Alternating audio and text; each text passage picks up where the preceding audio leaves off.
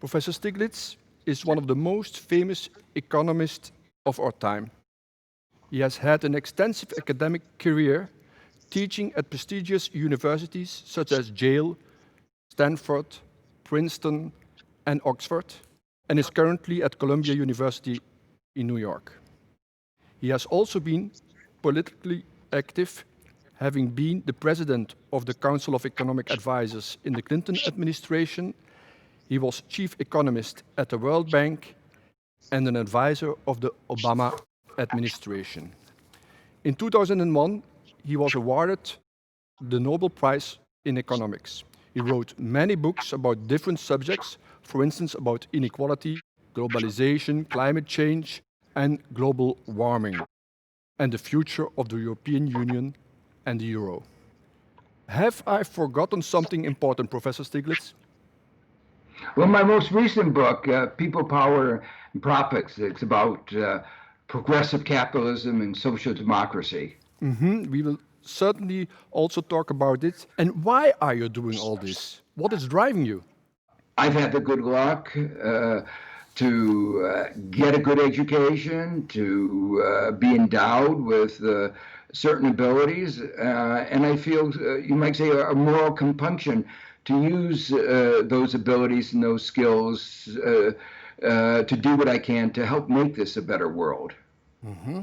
The world seems burning on a cocktail of pandemic crisis, climate change, racism, growing inequality, growing unemployment, growing selfishness.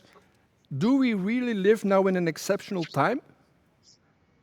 Yes, we do. I mean, there have been other exceptional times. The 1930s with the Great Depression, the growth of fascism, was also, you might say, an exceptional time.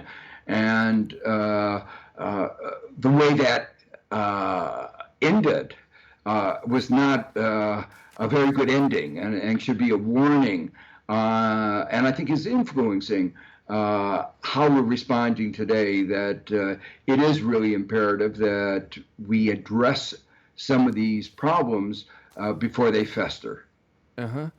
You wrote about inequality, one of the problems. Now, after the death of George Floyd and the protests all over the world, we have to talk about racism and racial inequality. Why does it still exist? Why does it still exist in the United States? Well, you can think of the racial problems, particularly with African Americans, as America's original sin. It goes back to the founding of the Republic, to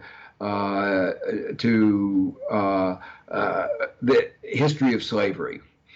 And the unfortunate thing was that when we ended slavery in 1865, we didn't do what we should have done, which was to try to integrate them into our society. There was a short period called the Reconstruction, but after that, the old forces took over, and it was an unfortunate history. Jim Crow, segregation, mass incarceration, denial of opportunity. It was a new form of oppression. I was in the civil rights movement in the 1960s. We felt, as young people, a century after the end of slavery, that there had been so little progress. The injustices were so huge. I went down to the South to help integrate. I marched. I was in the famous March on Washington with Martin Luther King. We succeeded as a movement to pass civil rights legislation. But then, unfortunately, the same kind of recidivist forces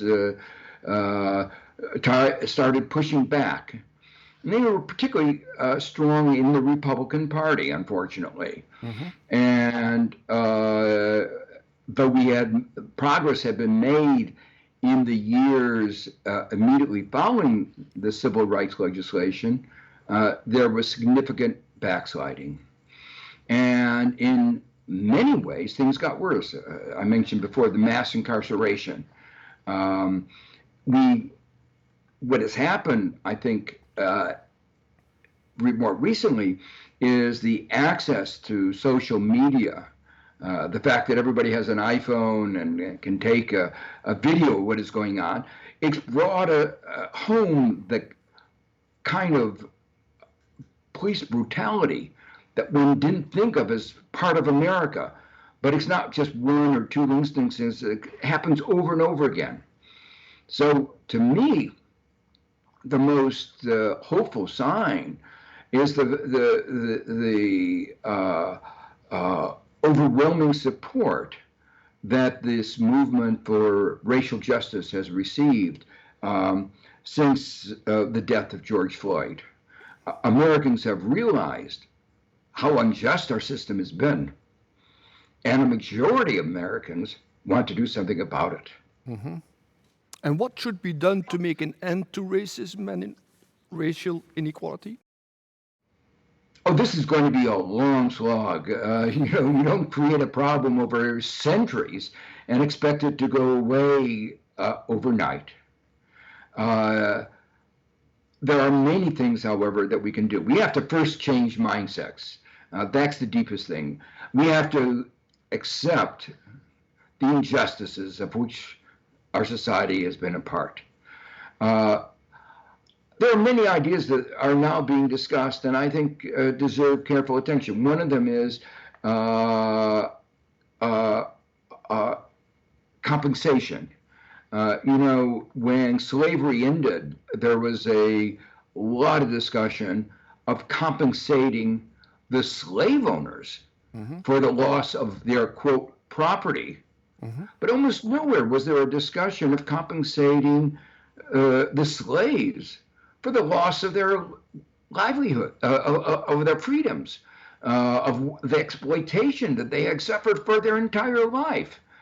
And we've never given the compensation. I think now is the time to begin to think about that. Do you mean financial compensation? Well, what I would think of is something along the lines of the GI Bill of Rights. When we ended World War II, we said to the young Americans who had fought for freedom, for victory in World War II, including essentially every young man and many women, we said you could have as much education as you were qualified for. We paid for undergraduate, for graduate education at the most expensive schools for these young men and women. We were a much poorer country then than we are today. And I believe that we could make the same offer to African Americans, to Native Americans, to those who helped build America, but in the process were oppressed. So it seems to me that that's one thing we can do. A second thing we can do is our labor market has not treated African Americans or Native Americans well. Their levels of unemployment have been high. There's been economic discrimination. Their wages are low. And if the private sector can't treat them fairly, there's a role for the government to step in a number of ways, actually offering jobs. In the Great Depression, we had government employment, Civil Conservation Corps, a number of other WPA, and they created our national parks. They transformed our society in ways that we're still enjoying the legacy of that. And we should do the same today. And finally, affirmative action. We have to recognize the legacy of discrimination and oppression. And so it seems to me that we have to affirmatively try to redress these past injustices. Mm-hmm. Why is inequality so huge in the USA? Well, I put it in the following way in my book, The Price of Inequality. I said it's a matter of choice. That sounds a strange way of putting it. But what I point out is that the same economic forces are at play in other advanced countries that are very similar to the United States. And yet, America has the highest level of inequality. Mm-hmm. So what that tells us is that this inequality is not a result of the laws of nature, it is a result of the laws of man. And we make those laws. And we've made the laws in ways which result in a relatively few people at the top doing very well, and those at the bottom doing very poorly. But actually, those in the middle have not done particularly well either. Their incomes have been stagnating. You know, and some of the numbers are absolutely almost unbelievable. The income, the wages at the bottom, adjusted for inflation, are lower than they were 65 years ago. I mean, can you imagine not having a pay raise for more than a half a century? But that's what the way we've treated the people at the bottom of the United States. And is inequality a consequence of capitalism? I believe it's not an inevitable consequence of capitalism. That's the whole point of my book, People, Power, and Profits. What I've tried to argue is it's a consequence of I almost call it a perverted kind of capitalism that we have in the United States, where, for instance, you have rampant monopolies. Sector after sector in the United States is dominated by one or two or three firms. And of course, what that means is we don't have a competitive market. And so you talk about a market economy, what you usually mean is a competitive market economy. But that doesn't describe the United States. It's described more of, you might call it, monopoly capitalism. And does inequality undermines democracy? Oh, very much so. I think inequality is not only immoral, but it is bad for our economy, it's bad for our democracy, it's bad for our society. And in my book, The Price of Inequality, I try to lay out all these dimensions. In the United States and other democracy, we say one person, one vote. But if you look at the way American democracy has been working, it's better described as $1, one vote. We allow almost unbridled campaign contributions by corporations. Our Supreme Court said that corporations are people. It was a really odd decision. But when you have so much money, so much inequality, that economic inequality gets translated into political inequality. That political inequality means that the rules of the game, both in economics and in politics, get written in order to further empower the rich, to exacerbate that inequality. So what did they do? What did the Republicans do? They appointed people to the Supreme Court that said corporations are people and have the right to unlimited campaign spending. The US has become a very divided country, certainly on the political level between Democrats and Republicans. Why did this increase the last years? Well, that's a good question.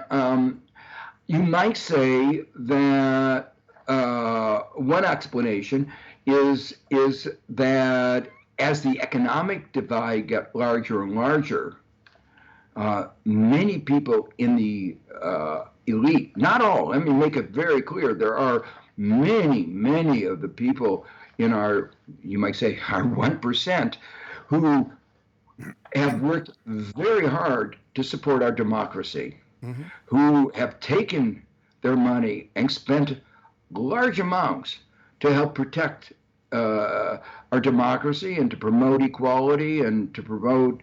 So I want to paint a somewhat balanced picture here. But there are others who recognize the danger that democracy places for their wealth, especially those who make their money from exploitation, like Donald Trump. They recognize that if we had a competitive economy, they wouldn't be able to have the monopoly profits. If we had an economy that had rules against exploitation of the environment or the vulnerable, they wouldn't be able to make the kind of profits that they've enjoyed. And they realize at the same time that a majority of Americans really do want a democracy, really do want a more cohesive society. And there are issue after issue in which 2/3, 3/4 of Americans support, for instance, an increase in the minimum wage, providing health care for access to health care for everybody. We are the only country that doesn't recognize the right of access to health care as a basic human right, that realize the dangers of the lack of gun control, that are worried about our environment, worried about financial instability from excessive deregulation. You go down the list, 2-to-1, 3-to-1 people support what I call the progressive agenda. So what they are afraid of is a real democracy will pass this kind of legislation, and that will affect their excessive wealth. And so they've been engaged in a campaign to undermine democracy. And one way they do that is divide and conquer. They've made allies with certain fanatical and extremist groups. The people who don't want any gun control, the people in various kinds of extreme groups. And so you have a peculiar coalition, not able to govern in a way that promotes growth, societal cohesion, but based a strategy based on division. And it's been a campaign that been going on for a long time.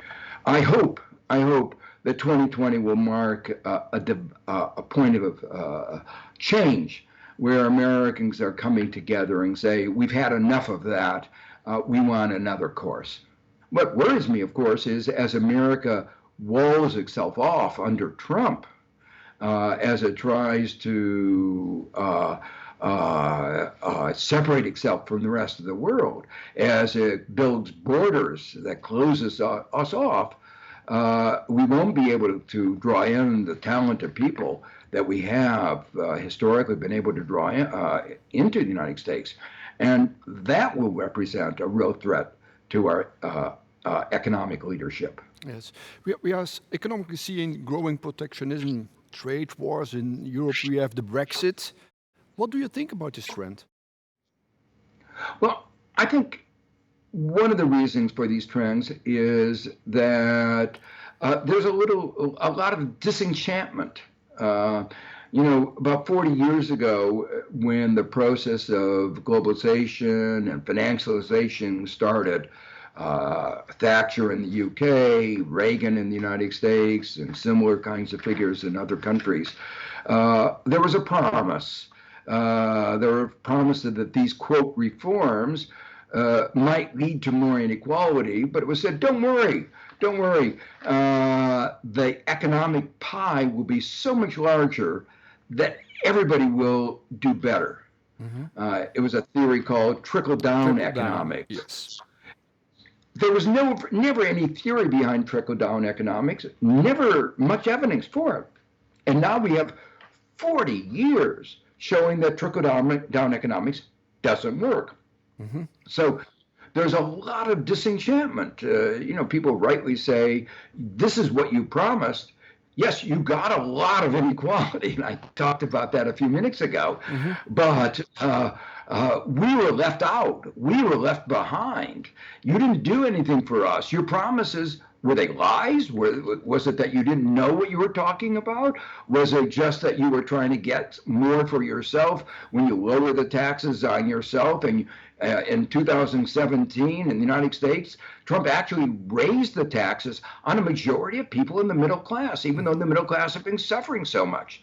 So there is that kind of disenchantment, feeling like they've been lied to, disrespected. So I understand. I understand the pain, the anger that is felt. But of course, the problem wasn't globalization itself. Mm-hmm. The problem was the way we had managed globalization. Okay. There were other countries that had managed globalization so much better, that recognized that there were going to be winners and losers unless government stepped in. And they devised programs to make sure that there were no losers, or at least very few, that helped those who were in the declining sectors move into more expanding sectors. And so those other countries really did achieve much more of a shared prosperity than the United States or the UK did. And now we're paying a very big price for this trickle-down economic theory that was dominated thought both in Europe and the United States for 40 years. Mm-hmm. The problem was that with the end of the Cold War, there was a view that unfettered capitalism had triumphed. Mm-hmm. Really, the story at the end of the fall of the Berlin Wall was communism was not a good way of organizing society. Mm-hmm. Fundamental flaws. But unfettered capitalism also has fundamental flaws, and it can't work. As we saw in 2008, government had to come to the rescue of an underregulated financial system. So the extremes of centrally controlled governments, economies, and the extremes of unfettered capitalism, neither of them can work. But globalization was shaped with too much of a ideology centered around unfettered capitalism, mm-hmm. and sometimes called neoliberalism. So the rules of the game that were set up as globalization merged in that period were the rules of the game that favored corporations. The rules were written by and for multinationals. Mm-hmm. And we see it in rule after rule. And that has to be changed. It's not globalization itself, it's the way it's been managed. Interestingly, even after 2008, even before the pandemic, we had a retreat from what's sometimes called hyperglobalization mm-hmm. had already begun. There had been a decline, for instance, in the ratio of trade to GDP. And so there was a process of rebalancing globalization. But of course, that's been accelerated by the pandemic as we realized that the global supply chains that have been created were often short-sighted. They made our economies less resilient than they should have been, made us more vulnerable than we should be. So I think this process of re-examining globalization will continue, actually will continue quite a pace as we deal with the aftermath of the pandemic. But do we need more globalization to maintain our welfare? Let me make two further observations. The first is that we need a rules-based system. The law of the jungle is not going to work in anybody's favor. And this is one of my big critiques of Trump. It's American unilateralism. And it's not working for the United States. It's not working for the world. So we do need a set of global rules. And the second thing is that at the end of the Cold War, I mentioned before, it was a defining moment in history. There was a kind of irrational optimism at the point. Francis Fukuyama talked about The end of history. Yes. We would all be liberal democracies and free market economies. That seems such a fantasy now, 30 years later. We are not converging in either our political or economic systems in the way that Fukuyama had hoped. So we have to recognize that the world is going to have countries with different economic and political systems. And we may not we may be very concerned about other countries' political systems. I feel very strongly about the issues of human rights, about issues of democracy. But I know that we're not overnight going to make the whole world based on democracy and human rights. But we have to cooperate together to deal with the problem of climate change. You know, sometimes the way this has been expressed, when you're on a ship and it goes down like the Titanic, you're put in a lifeboat. Many people in the lifeboat may be people that you really don't like. You may not respect them, you may hate them, but you have to row together to get to shore. And the fact that you're rowing together to solve the common problem of saving your life doesn't mean that you respect their economic and political system. Okay. You already mentioned several times the COVID-19 pandemic and the economic crisis. Is this the biggest economic crisis since the World War? Oh, it's the biggest economic crisis since the Great Depression, and many estimates, probably even including the Great Depression. It's obviously different in nature, and the Great Depression lasted a decade, often dated to the beginning, to the stock market crash in 1929, and lasting then into World War II. At its peak, 25% of people in the United States were without jobs. What is striking about this pandemic is in just a few months, the economy has plummeted. In the United States, the full unemployment rate probably will peak at over 25%. The IMF estimates that we won't be back to the GDP that we had at the end of 2019 for at least 2 years. So this is a very big event. So the full nature of it, there are two big uncertainties. We don't know the course of the disease itself. We don't know when we'll get a vaccine or therapeutics, whether the disease will evolve in ways that get better or get worse. And secondly, there are a lot of uncertainties about the economic responses, public responses, private responses to this pandemic. And some countries are doing a very good job.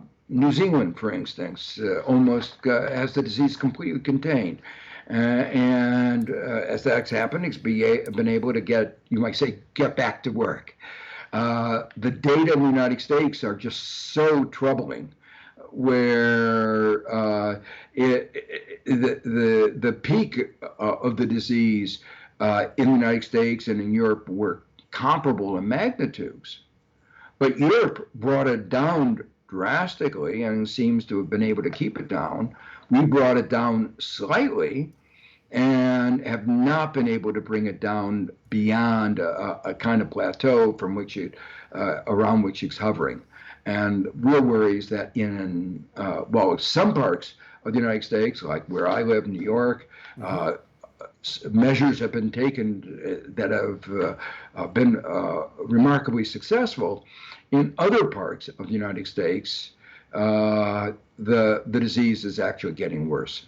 Do you think the European Union and the euro will still exist in 2030, for instance? Yeah, I think it. I think it will exist. The real question is, will it be, as I used the word I used a few minutes ago, will it be languishing? Will it be just hobbling along, dealing with problem after problem in the minimal way necessary? Or will there be the kinds of reforms that will really make it, enable it to live up to the potential that those who founded the EU had always hoped? We had a shock in 2008, we had a shock in 2020, and I can assure you there will be shocks. I can't tell you when, but there will be other shocks coming up. Yes, every 10 years there is a recession or a big economic crisis, isn't it? That's well. It doesn't happen, predictably every 10 years. Sometimes it's more often, sometimes it's less often. But there will be shocks. Of that you can be sure. And the way the euro is constructed makes it difficult to respond to those shocks in ways that create shared prosperity and a quick recovery. So my view, and this is what I wrote in the book of the Euro, it's absolutely essential that there be these economic reforms that enable the Eurozone to respond to these, what are sometimes called asymmetric shocks, where one part of the EU is affected much greater than other part. And we saw that in 2008, and we saw it again in 2020. Very big asymmetric shocks. And you have to have, when you have a common currency, you have to have institutions in place that can handle these asymmetric shocks. As I said, there's a lot of discussion, awareness of the problem, talking about common unemployment insurance schemes, common deposit insurance schemes. So there's awareness of the problem. The question is, the problem is the progress in creating the institutions that would enable the Eurozone to respond to these kinds of asymmetric shocks has been remarkably slow. Okay. You also mentioned already the climate change. Is this a bigger challenge than the COVID-19 pandemic? Well, it's obviously a big challenge. It's another big risk that we faced. It's very different from the pandemic, because the pandemic has hit us with a force. Climate change is much more. Sometimes people give the analogy blaming a frog. Where if you put a frog in hot water and you turn up the temperature, it doesn't jump out. It doesn't notice it until it's unfortunately dead. Climate change isn't hitting us over the head, although sometimes it seems to be doing that. But it is clearly a real threat to our civilization. One of the things I've been very heartened about, we were talking about the response of the European Union, In the recovery plans for the European Union, uh, a key element has been a green recovery, Yes, the Green Deal. uh, a Green Deal. And you know, with all this money being spent, it makes absolute sense that we should, when I say we, the citizens, should have be shaping the direction of our economy in the future. And that's what the Green Deal in Europe is trying to do. My disappointment, big disappointment in the United States, we spend far more money than Europe did, $2.7 trillion. And that doesn't include the huge lending programs of the Federal Reserve. But nowhere was there any vision of what kind of an economy we wanted to emerge on the other side of the pandemic. Nowhere was there an attempt to make sure that the money reshaped our economy to make it more of a knowledge economy or more of a green economy or a more equitable economy. Do you think climate change is possible without losing economic growth and welfare? Oh, very much so. In fact, I think addressing climate change would actually help stimulate the economy. And, for a number of reasons. One of them is that whenever you go through episodes of major economic change and moving from fossil fuels to renewables is a big economic change. It brings about an era of innovation. People rethink the way they organize production. So I think it has the potential of being very positive. Of course, it will entail changes in the way we do business, the way we do things. It will move us away from the kind of materialism that has been the center of our economy since the Industrial Revolution. But it will move us, I think, into a kind of economy where we will have even more higher standards of living. This talk is a part of series of Repairing the Future. How do you look at the future? Are you optimistic? Well, I come from the Midwest of the United States, and we're famous for our optimism, our, you might say, incurable optimism. Yes, I am optimistic, and I've been through 3 very depressing years, I have to admit. The 3 years of the Trump administration, I have never been so depressed. But the recent poll numbers, with Biden leading Trump by 14 points, the uprising of young Americans in support of racial justice, the outpouring in support of what I call the progressive agenda has made me very, very optimistic. It's going to be a hard battle. I mean, we still see, real pockets of resistance, you might say, as the world is facing this pandemic. Some of the financial sector are being both short-sighted, as they've always been, and inhumane in being recalcitrant in doing a fair renegotiation of some of the country's debts that they simply can't pay. And so you see pockets of people who don't want to do anything about climate change. So I don't want to say it's going to be easy. But I am optimistic that, to put it in, stark terms, the good side is going to win. The progressive agenda is going to be victorious. We talked a lot about economics, but what about the role of arts and imagination and creativity? This is a very important part of our well-being. When I mentioned before moving away from materialism, that was exactly some of what I had in mind. Enjoying arts, culture, doesn't use as much resources, doesn't have the kind of carbon footprint that the automobile has, or other aspects of our materialism has. So I think it is a really important part of our well-being. But I also want to emphasize, another aspect of what I've always thought is an important aspect of the arts.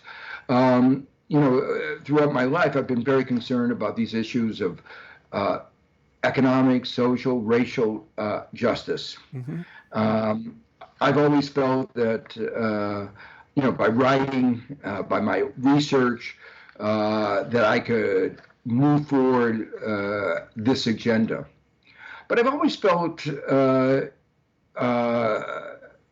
limited. I've always felt that the arts often can convey the messages that I was struggling to convey so much more effectively than I could in my dry prose and my even drier numbers. Steinbeck's description of the Great Depression, some of the Al Gore's depiction of the inconvenient truth. In some ways, these art forms and various, very different kinds of art forms really are able to get at our heart and our soul in ways that my prosaic prose, I often feel, isn't able to do. Last question: do you have a message for the youth in the US and in Europe? Yes, I do. I think the message is, the world that you've inherited is far from perfect. There's a lot that has to be done. I wish we could have left you a better world, but it is what it is, and you have to deal with a world confronting climate change, inequality, but you can change that world. You don't have to just accept it as it is. The world is, the world we have is, as I said, we were talking about inequality a little bit earlier. The inequality is not a result of the laws of nature, it's the laws of man. And you get to shape those laws. You get to shape the kind of society, the kind of economy, the kind of democracy that you are going to be living in. And so I just want to encourage you to be actively engaged. And since so many of these rules are shaped in the political process, you have to be actively engaged in politics. I often worry that they say, politics is corrupt, politics doesn't work. It is through politics that we act collectively as a society. And we set the rules of the game. And those rules of the game are either going to be rules of the game that create a greener economy, protect us from climate change, create a more equal society, address the problems of social justice, or they can make things even worse. They can give you scope to create greater artistic opportunities and greater opportunities in every realm, or they can restrict those opportunities. So to me, the most important thing is political activism to change the world that you are inheriting. Well, Professor Stiglitz, thank you very much for your advice and this fascinating and inspiring talk. Thank you very, very much. Thank you. Thank you. Thank you.